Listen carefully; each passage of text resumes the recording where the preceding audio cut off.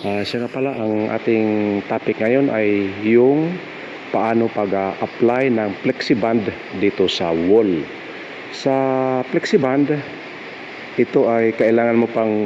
Hi, this is your Yuyo Sam. Welcome to my channel. To all subscribers and non-subscribers, you are very much welcome. And if you have any comment, just go to the comment section of my channel. And thank you very much. Come on, let's go. Let's bolt.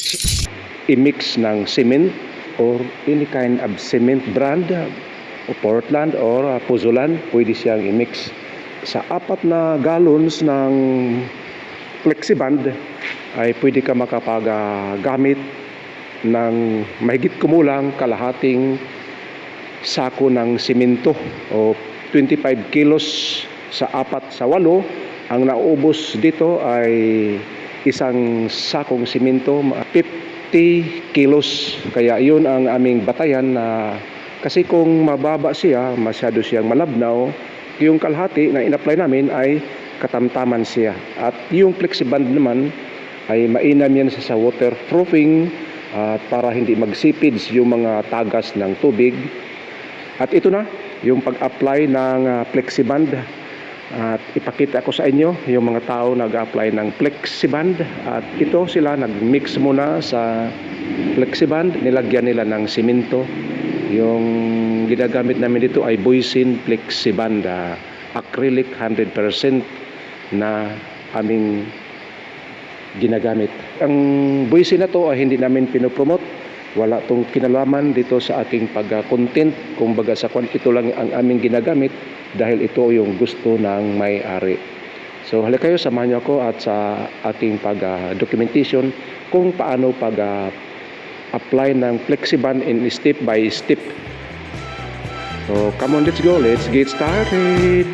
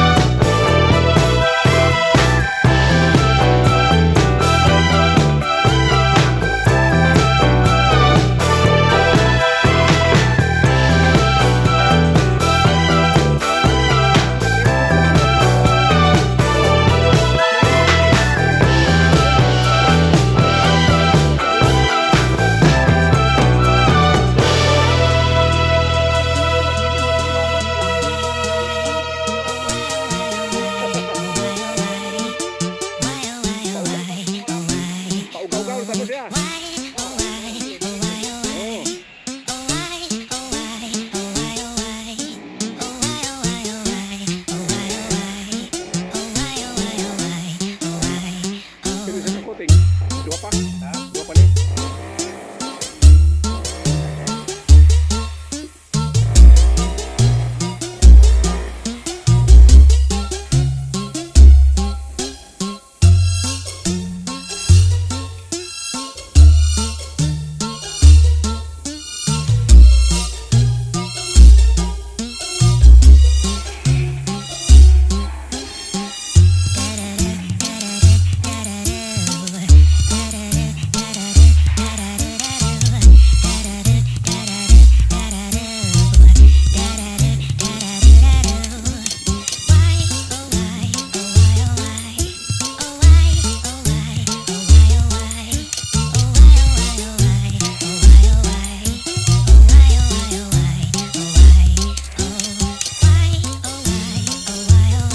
This is your Yuyo Sam. See you on my next vlog and God bless us all. Bye-bye.